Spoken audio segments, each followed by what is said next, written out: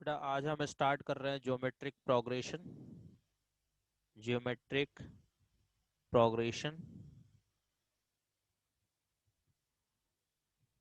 ठीक है। इसके पहले हम लोगों ने पढ़ा था अर्थमेटिक प्रोग्रेशन यानी एपी।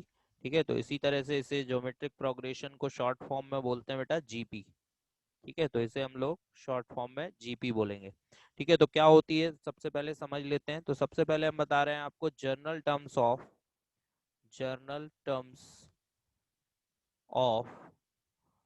जीपी। तो जर्नल टर्म्स ऑफ जीपी होते हैं बेटा A are square, AR³ dot dot dot AR⁻n−1। This is the general term of GP. Clear. तो इसमें क्या खास बात है कि जैसे कि एपी में क्या था कि किन्हीं भी दो टर्म्स के बीच का जो डिफरेंस था वो सेम आता था। ठीक है, तो एपी में क्या है, डिफरेंस सेम आता है। जीपी में रेशियो सेम आएगा बेटा। किन्हीं भी दो टर्म्स का आप रेशियो निकालिए। रेशियो कैसे निकालना है, जैसे सेकंड में फर्स्ट से डिवाइड करना है, सेकंड अपॉन फर्स्ट करिए तो ए से ए कैंसिल हो गया, आर बचा। ठीक है, ये आर क्या है, रेशियो है। ठीक है, अब अगर आप थर्ड में सेकंड से डिवाइड करेंगे यानी थर्ड और सेकंड का रेशियो निकालेंगे, थर्ड अपॉन सेकंड करेंगे, तब भी देखिए ए से ए कैंसिल, आर से आर स्क्वायर कैंसिल, तो आर बचेगा, यानी तब भी रेशियो कितना आ रहा है, आर आ रहा है ना। अगर आप फोर्थ में थर्ड से डिवाइड करें तब भी रेशियो कितना आ रहा है, आर आ रहा है।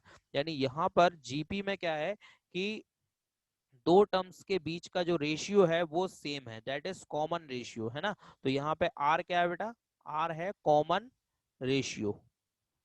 Common ratio, clear. तो एपी और जीपी में ये मेजर डिफरेंस क्या है कि एपी में डिफरेंस सेम होता है, एपी में डिफरेंस सेम होता है और जीपी में रेशियो सेम होगा बेटा। ठीक है, तो यहाँ पर आर को हम लोग कॉमन रेशियो मानेंगे। और कॉमन रेशियो कैसे निकलेगा बेटा, तो किसी भी टर्म में उसके पहले वाले टर्म से डिवाइड करना पड़ेगा, जैसे सेकंड में फर्स्ट से डिवाइड करके निकालेंगे, या थर्ड में सेकंड से, या फोर्थ में थर्ड से डिवाइड कर देंगे बेटा। ठीक है, और ए क्या है, यहाँ पर ए है बेटा first term, A is first term, clear. अब देखिए अगर हमें मान लीजिए इस जीपी का nth टर्म निकालना है, तो nth टर्म क्या होगा बेटा, nth टर्म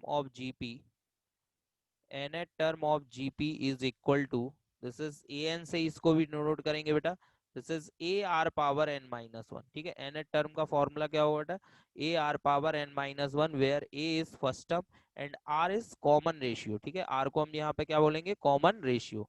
ठीक है, इसी तरीके से अगर हम लास्ट टर्म निकालना चाहते हैं तो लास्ट टर्म का फॉर्मूला क्या होगा, last term of GP, so that is l is equal to AR⁻n−1। ठीक है बेटा, ये भी वही होगा, last term of GP that is l is equal to AR⁻n−1। बस यहाँ पे n जो है वो टोटल नंबर ऑफ टर्म्स हो जाएंगे।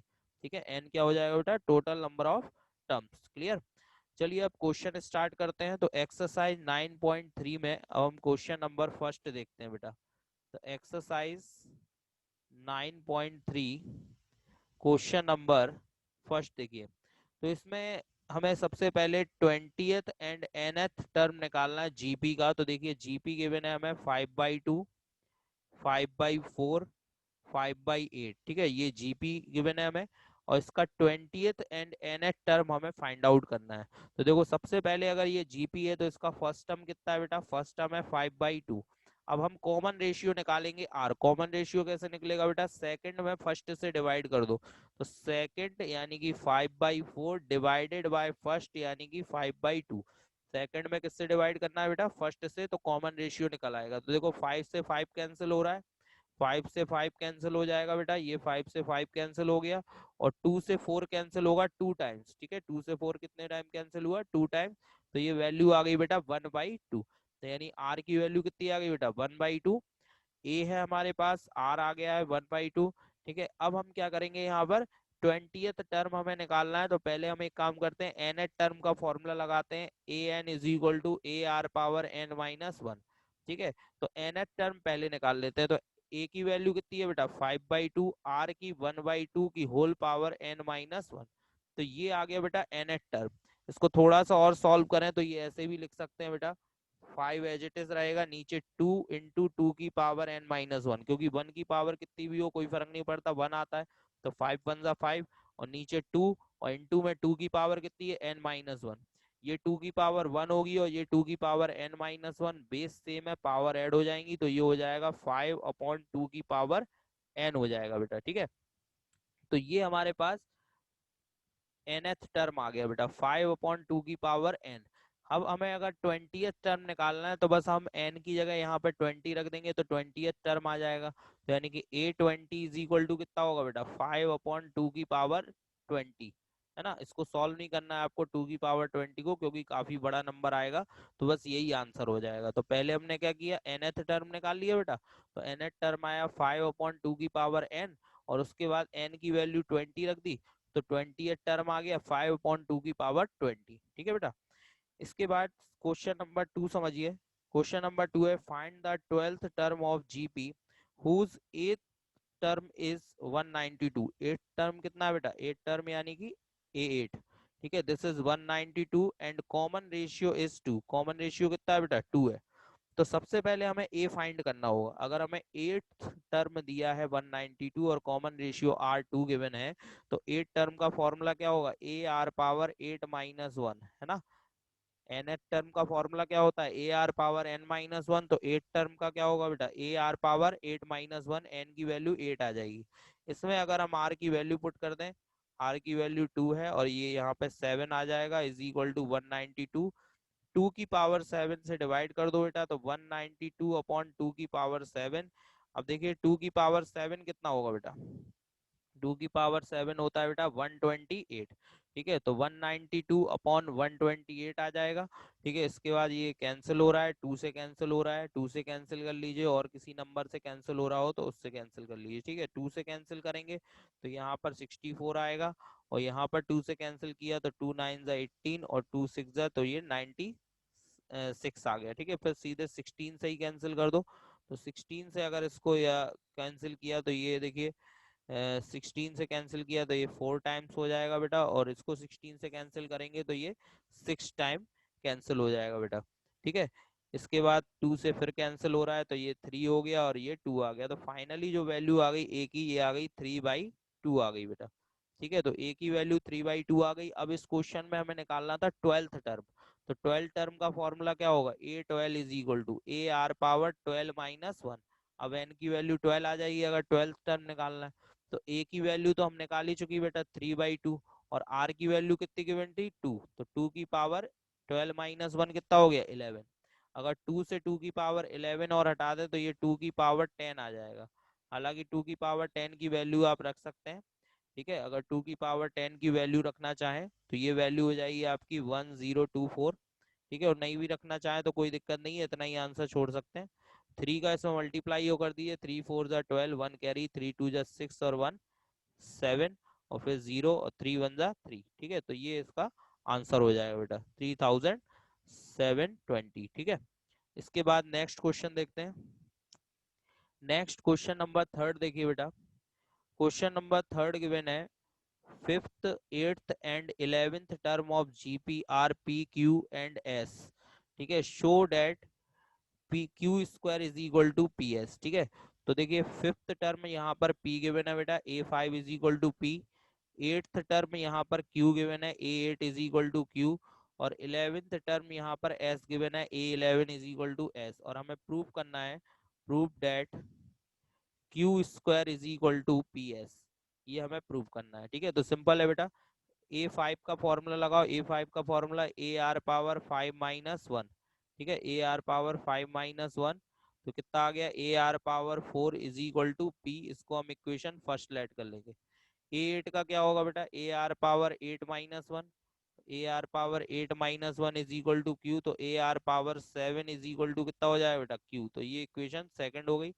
A11 क्या होगा, A are power 11-1 is equal to S, तो A are power 10 is equal to S हो जाएगा। ये इक्वेशन थर्ड हो जाएगी बेटा। ठीक है, अब हमें क्या करना है यहाँ पर, ये इक्वेशन फर्स्ट और इक्वेशन थर्ड, ये पी और एस की वैल्यू आपको राइट हैंड साइड में रख देना है। तो राइट हैंड साइड क्या है बेटा, राइट हैंड साइड है पी इंटू एस। पी की वैल्यू है A R power 4 into S की वैल्यू कितनी है बेटा, ए आर पावर 10। तो ए का ए में मल्टीप्लाई करेंगे, ए स्क्वायर हो जाएगा, और आर पावर 4 और आर पावर 10 कितना हो गया बेटा, आर पावर 14। ठीक है, बेस सेम है, पावर ऐड कर देंगे तो 10 और 4 14 हो जाएगा। तो यहाँ पर हम लिख देंगे ए आर पावर 7 का होल स्क्वायर, इसको ऐसे लिख सकते हैं, ए स्क्वायर है और आर पावर 14 है, तो 7 का 2 में मल्टीप्लाई होगा तो 14 हो जाएगा, तो ए आर पावर 7 का होल स्क्वायर। और देखिए ए आर पावर 7 किसकी वैल्यू है बेटा, फ्रॉम इक्वेशन सेकंड क्यू की, तो इसकी जगह हम क्या रखते हैं बेटा, क्यू, तो ये Q square, this is left hand side. ठीक है बेटा, यही हमें प्रूव करना था। क्लियर? ठीक है बेटा, इसके बाद नेक्स्ट क्वेश्चन नंबर 4 देखते हैं। क्वेश्चन नंबर 4 गिवन है बेटा, fourth term of a GP is square of its second term। Fourth term यानी a4 is square of its second term यानी a2 का स्क्वायर। ठीक है, सेकंड टर्म का स्क्वायर, फोर्थ टर्म जो है वो सेकंड टर्म के स्क्वायर के इक्वल है। And the first term is -3। First term यानी a इज इक्वल टू कितना है बेटा, -3। Determine its seventh term, determine its seventh term यानी a7 यहाँ पर हमें फाइंड आउट करना है बेटा। तो a4 का फॉर्मूला क्या होगा, ए आर पावर 4 - 1।